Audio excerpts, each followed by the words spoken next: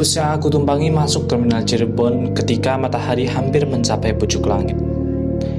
Terik matahari ditambah dengan panasnya mesin diesel tua memanggang bus itu bersama isinya. Untung bus tak begitu penuh, sehingga sesama penumpang tidak perlu bersinggungan badan. Namun dari sebelah kiriku bertiup bau keringat melalui udara yang dialirkan dengan kipas koran. Dari belakang terus-menerus mengepul asap rokok dari mulut seorang lelaki setengah mengantuk. Begitu bus berhenti, puluhan dagangan asongan menyerbu masuk. Bahkan beberapa di antara mereka sudah membajing loncat ketika bus masih berada di mulut terminal. Bus menjadi pasar yang sangat hiruk-pikuk. Celakanya, mesin bus tidak dimatikan dan sopir melompat turun begitu saja. Dan para pedagang asongan itu menawarkan dagangan dengan suara melengking agar bisa mengatasi deru mesin. Mereka menyodor-nyodorkan dagangan, bila perlu sampai dekat sekali kepada mata para penumpang. Kemudian mereka mengeluh ketika mendapati tak seorang pun mau berbelanja. Seorang di antara mereka malah mengutuk dengan mengatakan para penumpang adalah manusia-manusia kikir atau manusia-manusia yang tak punya duit.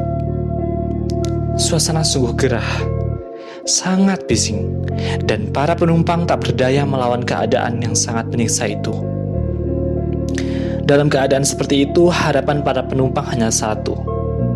Hendaknya sopir cepat datang dan bus segera bergerak kembali untuk meneruskan perjalanan kami ke Jakarta. Namun laki-laki yang menjadi tumpuan harapan itu justru kelihatan sibuk dengan kesenangannya sendiri. Sopir itu enak-enakan bergurau dengan seorang perempuan penjual buah.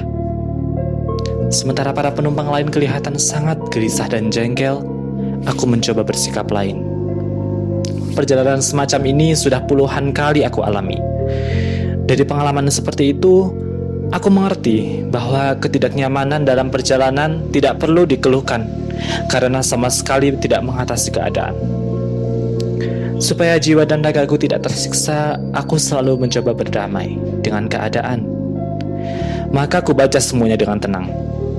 Sopir yang tak acuh terhadap nasib para penumpang itu, tukang-tukang asongan yang sangat berisik itu, dan lelaki yang setengah mengantuk sambil mengepulkan asap di belakangku itu. Masih banyak hal yang belum sempat aku baca ketika seorang lelaki naik ke dalam bus. Celana, baju, dan kopiahnya berwarna hitam. Dia naik dari pintu depan. Begitu naik, lelaki itu mengucapkan salam dengan fasih. Kemudian dari mulutnya mengalir sholawat badar dalam suara yang begitu bening. Dan tangannya mengadah. Lelaki itu mengemis. Aku membaca tentang pengemis ini dengan perasaan yang sangat dalam. Aku dengarkan baik-baik sholawatnya. Ya, persis. Aku pun sering membaca sholawat seperti itu, terutama dalam pengajian-pengajian umum atau rapat-rapat. Sekarang kulihat dan kudengar sendiri, ada lelaki membaca sholawat badar untuk mengemis. Kukira pengemis itu sering mendatangi pengajian-pengajian. Kukira dia sering mendengar ceramah-ceramah tentang kebaikan hidup, baik dunia maupun akhirat. Lalu dari pengajian seperti itu, dia hanya mendapat sesuatu untuk membela kehidupannya di dunia. Sesuatu itu adalah sholawat badar yang kini sedang dikumandangkannya sambil menadahkan tangan. Semula ada perasaan tidak setuju. Mengapa hal yang kudus seperti bacaan sholawat itu dipakai untuk mengemis? Tetapi perasaan demikian lenyap ketika pengemis itu sudah berdiri di depanku. Mungkin karena sholawat itu, maka tanganku bergerak merogoh kantong dan memberikan selembar ratusan. Atau karena ada banyak hal yang dapat dibaca pada wajah si pengemis itu. Di sana aku lihat kebodohan, kepasrahan yang memperkuat penampilan kemiskinan. Wajah-wajah seperti itu yang kuhafal karena selalu hadir mewarnai pengajian yang sering diawali dengan sholawat badar. Ya, jejak-jejak pengajian dan ceramah-ceramah tentang kebaikan hidup ada berbekas pada wajah pengemis itu. Lalu mengapa dari pengajian yang sering didatanginya ia hanya bisa menghafal sholawat badar dan kini menggunakannya untuk mengemis? Kukira ada yang tak beres, ada yang salah. Sayangnya aku tak begitu tega menyalahkan pengemis itu yang terus membaca sholawat. Perhatianku terhadap si pengemis terputus oleh suara pintu bus yang dibanting. Kulihat sopir sudah duduk di belakang kemudi. Kondektur melompat masuk dan berteriak kepada sopir. Teriakannya ditelan oleh bunyi mesin diesel yang meraung-raung. Kudengar kedua awak bus itu bertengkar. Si kondektur tampaknya enggan melayani bus yang tidak penuh. Sementara si sopir sudah bosan menunggu tambahan penumpang yang ternyata tidak kunjung datang.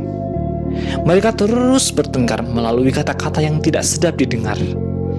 Dan bus terus melaju meninggalkan terminal Cirebon. Si sopir yang marah menjalankan busnya dengan gila-gilaan. Kondektur diam. Tetapi kata-kata kasarnya mendadak tumpah lagi. Kali ini bukan kepada si sopir, melainkan kepada pengemis yang jongkok dekat pintu belakang.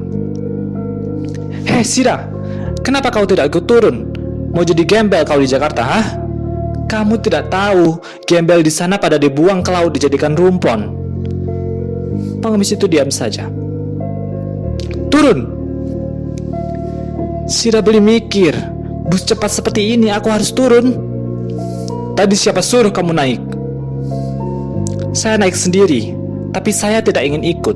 Saya cuma mau mengemis. Coba suruh sopir berhenti, nanti saya akan turun, mumpung belum jauh." Kondektur kehabisan kata-kata. Dipandangnya pengemis itu seperti ia hendak menelannya bulat-bulat. Yang dipandang hanya pasrah. Dia tampaknya rela diperlakukan sebagai apa saja asal tidak didorong keluar dari bus yang makin melaju kencang. Kondektur berlalu sambil bersungut-sungut. Si pengemis merasa sedikit lega. Mulutnya kembali bergumam, "Salatullah, salamullah ala toha Rasulillah." Salawat itu terus mengalun dan semakin jelas karena tak ada lagi suara kondektur. Para penumpang membisu dan terlena dalam pikiran masing-masing. Aku pun mulai mengantuk, sehingga lama-lama aku tak bisa membedakan mana suara salawat dan mana deru mesin diesel. Boleh jadi aku sudah berada di alam mimpi, dan di sana kulihat ribuan orang membaca salawat. Anehnya, mereka yang berjumlah banyak sekali itu memiliki rupa yang sama persis.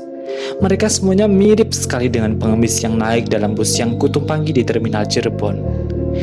Dan dalam mimpi-mimpi itu, aku berpendapat bahwa mereka bisa menghafal teks sholawat itu dengan sempurna karena mereka sering mendatangi ceramah-ceramah tentang kebaikan hidup di dunia maupun di akhirat. Dan dari ceramah-ceramah seperti itu, mereka hanya memperoleh hafalan yang untungnya boleh dipakai modal menadahkan tangan. Kukira aku masih dalam mimpi ketika kurasakan peristiwa yang hebat. Mula-mula ku dengar guntur meledak dengan suara dahsyat. Kemudian kulihat mayat-mayat berterbangan dan jatuh di sekelilingku. Mayat-mayat itu terluka dan beberapa di antaranya kelihatan sangat mengerikan. Aku pun lari. Namun sebuah batu tersandung dan aku jatuh ke tanah.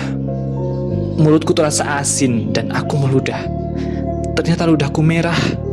Terasa ada cairan mengalir dari lubang hidungku juga. Ketika kuraba, ya Tuhan, tiba-tiba aku tersadar bahwa diriku terluka parah. Aku terjaga dan di depanku ada malapetaka.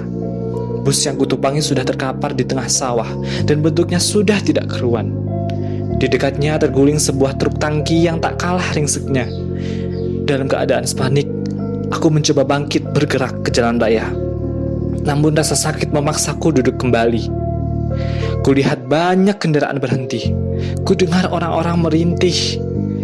Lalu samar-samar, kulihat seorang lelaki kusut keluar dari bangkai bus. Badannya tak tergores sedikit pun. Lelaki itu dengan tenang berjalan kembali ke arah kota. Telingaku dengan gamblang mendengar suara lelaki yang terus berjalan ke arah timur itu. Salatullah, salamullah ala toha Rasulillah.